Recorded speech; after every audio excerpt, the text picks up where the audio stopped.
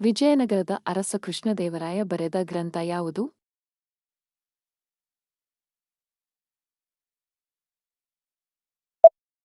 ಅಮುಕ್ತಮಾಲ್ಯದ. ಶ್ರವಣಬೆಳಗೊಳದಲ್ಲಿರುವ ಗೊಮ್ಮಟೇಶ್ವರ ವಿಗ್ರಹವನ್ನು ಕೆತ್ತಿದ ಶಿಲ್ಪಿ ಯಾರು?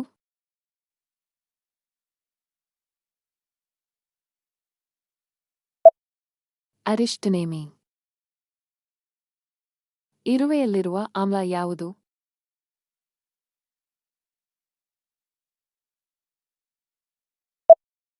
ಫಾರ್ಮಿಕ್ ಆಮ್ಲ. ಕನ್ನಡದ ಮೊದಲ ರಾಷ್ಟ್ರಕವಿ ಯಾರು?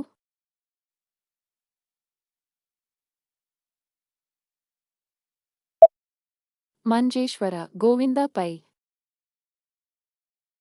ಕೇರಳದ ಮೊದಲ ಖಾಸಗಿ ಟಿವಿ ಚಾನೆಲ್ ಯಾವುದು?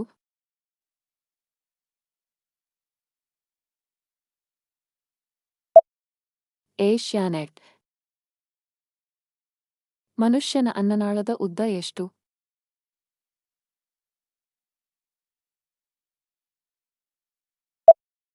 25 ಸೆಂಟಿಮೀಟರ್. ಭಾರತದ ಪ್ರಮುಖ ಪತ್ರಿಕೆಯಾದ ಬಹಿಷ್ಕೃತ್ ಭಾರತ್ ಅನ್ನು ಸ್ಥಾಪಿಸಿದವರು ಯಾರು?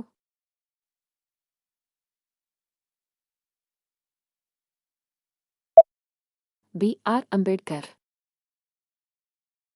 ಯಾವ ಆಮ್ಲವನ್ನು ಆಮ್ಲಗಳ ರಾಜ ಎಂಬುದಾಗಿ ಕರೆಯುತ್ತಾರೆ?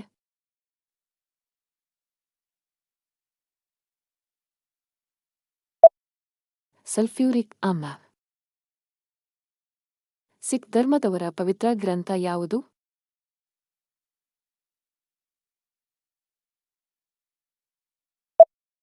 ಗುರು ಗ್ರಂಥ ಸಾಹಿಬ್.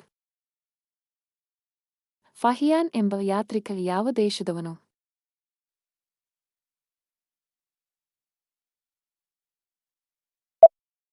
ಚೈನೀಸ್